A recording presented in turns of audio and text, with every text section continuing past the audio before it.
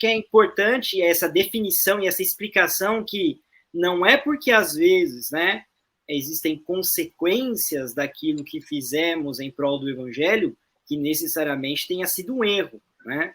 E, por exemplo, um exemplo bíblico, os apóstolos, às vezes, saíam para evangelizar, saíam evangelizando em cidade, o pessoal falou, você está querendo mudar os nossos costumes e tal, e que tá, eram chamados de agitadores, e saíam ali apanhando, né? Eram expulsos e tudo mais, e várias passagens mostram isso, principalmente o apóstolo Paulo, né? E de perseguidor passou a ser perseguido.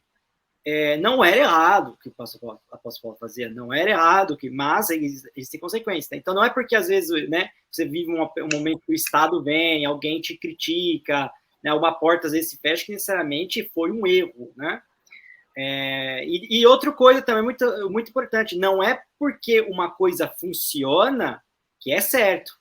Né? Às vezes, você faz algo, né, e funciona, mas não é porque isso funciona que seja correto. Por quê? Porque o erro da evangelização não é somente trazer pessoas para a igreja, trazer pessoas para talvez um projeto missionário, desenvolver um grupo. O erro, ele é também estrutural.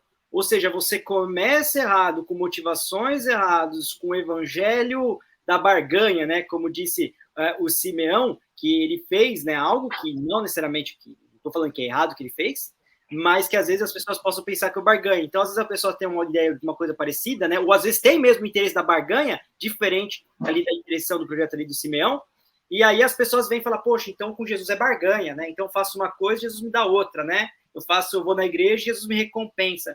Então isso acaba às vezes dando resultado, só que a maneira das pessoas pensarem e conceber o evangelho está totalmente errada. Então, aí você está ensinando um outro evangelho, né? Mesmo que você está falando de Jesus, mesmo que você está abrindo a Bíblia, você está falando ali de um outro evangelho. Então, acho que isso é interessante. Ou eu vou aproveitar isso que você falou, e aí depois eu passo para o Simeão, para comentar em cima, ou, enfim, você falou dos apóstolos, né?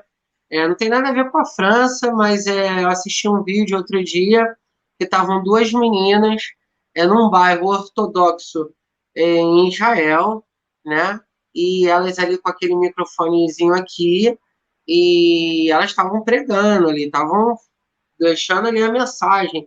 E elas foram agredidas assim, mas diretamente, voou cadeira, tinha um garotinho assim, provavelmente de uns 13, 14 anos, que foi em cima delas mesmo, e dando um chute, empurrando e agredindo mesmo. Aí, bom, a gente não sabe o contexto todo, não sei nem o que ela estava falando lá, as meninas estavam falando lá. Com certeza não estava ali agredindo fisicamente ninguém, mas a minha leitura assim do vídeo, né, superficial do vídeo, é que elas não eram locais.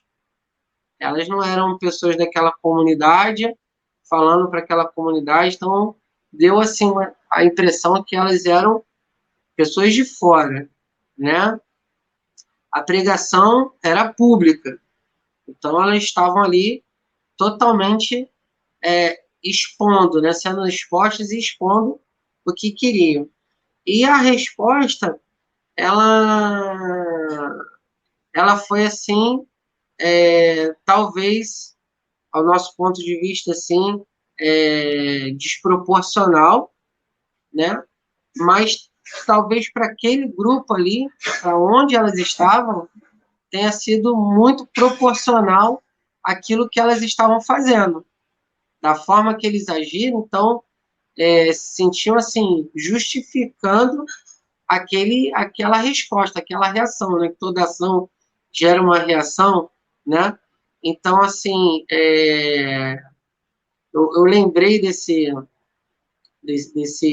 vídeo, né? E eu acredito, aí agora trazendo para a França, e eu acredito que certos locais aqui da França, se pessoas forem fazer as mesmas coisas, chegarem falando e tal, mesmo nem de uma forma agressiva, mas não sendo local e trazendo assim, eu acredito que é muito possível, em alguns determinados locais da França, ter esse tipo de reação, alguém que esteja pregando, ou até pior. Eu não sei se vocês concordam comigo.